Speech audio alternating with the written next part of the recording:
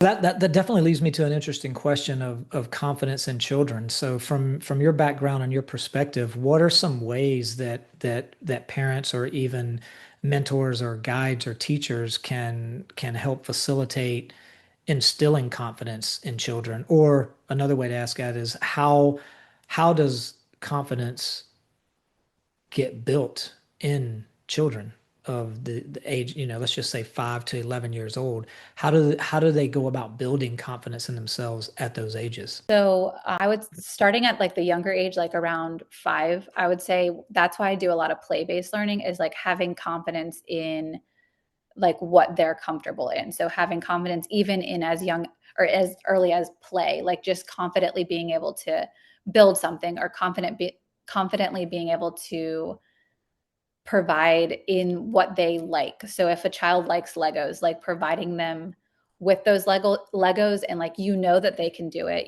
that they love Mhm. it and kind of starting there and building their confidence and like, oh wow, like you really did a good job building these things and kind of just having that conversation.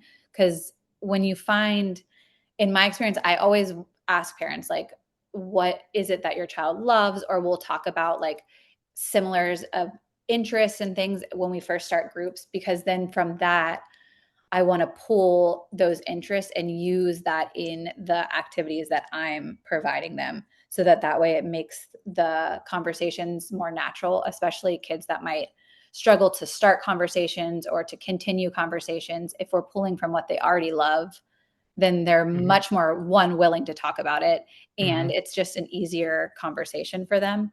So that would be where I would start, is those interests, and then slowly as the confidence builds in that and they realize like, oh, this is a place that I can kind of share what I love, then I'll slowly start asking like other questions like, oh, like how was your day at school, even if we know that school's not the place that they love the most, and just kind of Mhm. entering in but still using their interests and using the materials that they're comfortable. An example of that for one of my classes is I have a boy who like hates writing. His handwriting's not good. He like says that it's, and I'm like, it's okay. Like we're not here to write. Mhm. So even though the activity might be built around writing or we're sharing things and everybody else is writing, I'm like, let's Mhm. just share it first. Let's meet you where you're at. And he talks about it. And then but then I'm like, let's just practice your writing, like write one letter and kind of just meeting them where they're at to build confidence rather than Mhm. pushing them past where they don't feel comfortable, Mhm. until you build that trust